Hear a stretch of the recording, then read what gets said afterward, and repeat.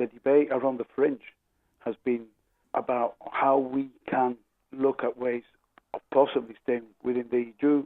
There has been calls for a second referendum from Sadiq Khan, who's the Mayor of London, and a very prominent Labour figure.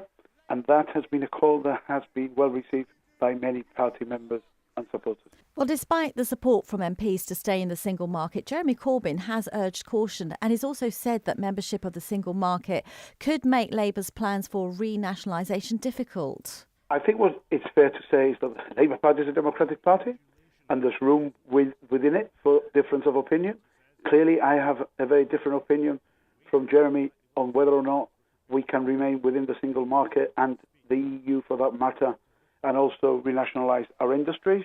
This is an ongoing debate within the Labour Party, but people should note that the reality is that most other countries who are within the EU have a far larger number of industries in public ownership than the UK. You call the results of the EU referendum reactionary and marginal.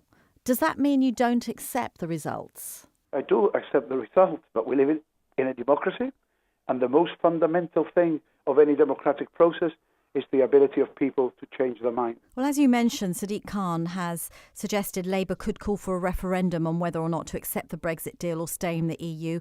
But Jeremy Corbyn has responded by saying that there are no plans to hold one. So clearly there seems to be some kind of division there. Well, I think the country is divided, never mind the Labour Party. The entire country is really divided on this issue.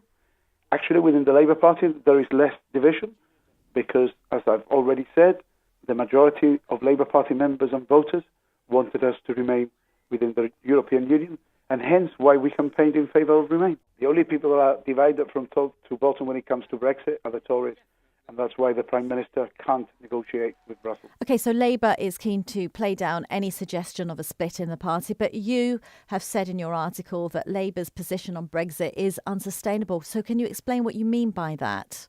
Well, our current position is not in line with the wishes of our members, and it's not in line with the wishes of our voters.